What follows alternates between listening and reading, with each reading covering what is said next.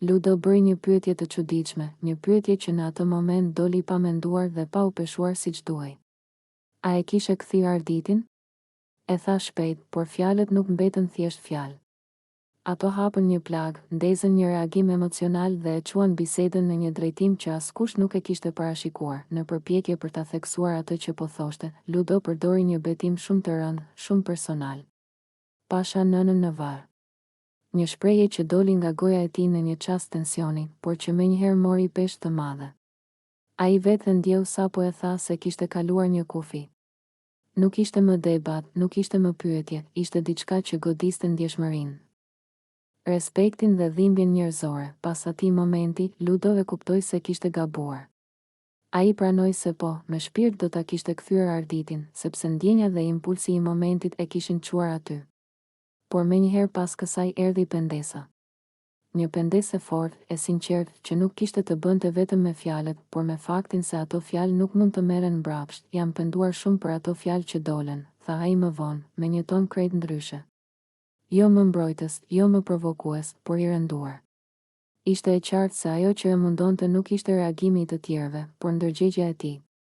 Sepse ka fjalë që, sapo dalin, mbeten pezull në ajër dhe të ndjekin edhe kur hesht. Ky moment tregoi se sa e rrezikshme mund të jetë të flasësh pa menduar, sidomos në një ambient ku çdo fjalë dëgjohet, gjykohet dhe mbahet mend.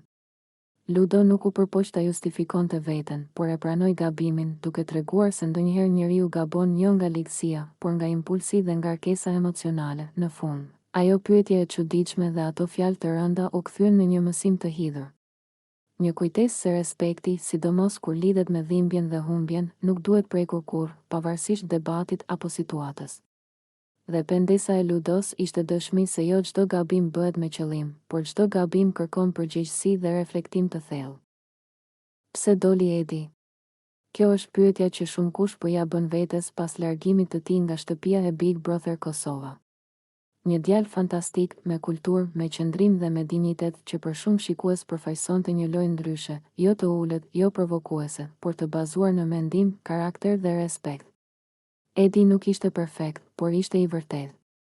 Dhe ndoshta pikërisht kjo e bëri të pambrojtur në një lojë ku shpesh fiton ai që provokon më shumë, jo ai që mban nivel. Edi u krahasua shpesh si një luan, i fortë në qëndrim dhe i drejtë në fjalë, por një luan që ra prej një provokimi të vazhdueshëm, të vogël në dukje, por të rrezikshëm në efekt.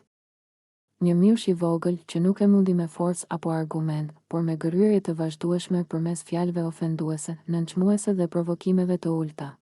Fjalë që nuk godasin trupin, por lodhin mendjen dhe shpirti, derisa njeriu del jashtë vetes. Edi u shty drejt kufirit.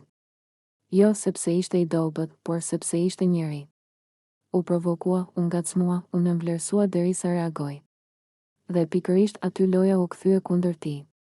Një moment reagimi u përdor për ta nxjerrë jashtë, duke harruar gjithë rrugëtimin e tij, gjithë qëndrimin, gjithë respektin që kishte treguar deri atëherë. Shumë kush mendon se Edi duhej të qëndronte në shtëpi.